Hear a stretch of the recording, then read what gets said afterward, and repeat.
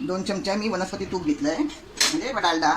त्याच्यामध्ये आता आपण हा 1.5 किलो रवा छान असा लालसर होईपर्यंत भाजून घ्यायचा आहे आणि तो आपल्याला मंद आचेवर भाजून घ्यायचा आहे. हा माझा 1 किलो रवा आहे. आपल्याला वापरायचं नाही आहे. 2 चमचे वनस्पती डालड्यामध्ये मी हा रवा छान असा मंद गॅसवर असा अगदी छान असा लालसर रंग येईपर्यंत मी भाजून घेणार आहे. आपला छान रवा असा खरपूस भाजून झाला आहे. आपल्याला हा जास्त करपवायचा नाही आहे. आता या रव्यामध्ये आपल्याला हे छान असे भाजून घेतलेले तीळ टाकले आहेत मी 50 ग्राम आहेत अंदाजे. आपल्याला थोडीशी खसखस भाजून टाकायची आहे. तुम्ही तुमच्या आवडीनुसार खसखस टाकू शकता. मनुके मी मनुके असेच टाकले आहेत 4 ओळ्या.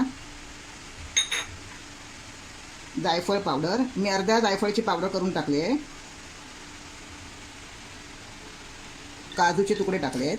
ड्रायफ्रूट तुम्ही तुमच्या आवडीनुसार टाका. वेलची पावडर,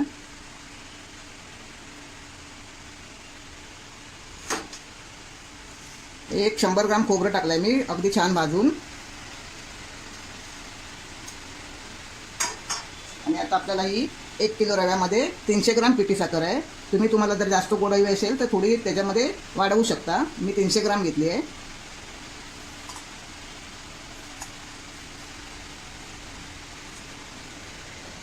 आणि आपल्याला आता हे हाताने तसं एकजीव करून घ्यायचं आहे, म्हणजे आपलं करंजीचं जे पुरण म्हणतो ते आपलं अगदी करंजी बनवण्यासाठी तयार होईल.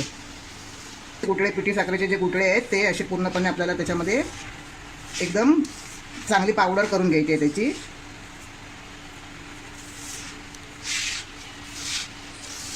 आपल्याला एक पूर्ण साहित्य जे सारणाचं आपण टाकलं आहे ते रवा थंड पूर्णपणे गार झाल्यानंतरच त्याच्यामध्ये आपल्याला हे साहित्य मिक्स करायचं आहे. आपलं पुरण करंजीसाठी तयार.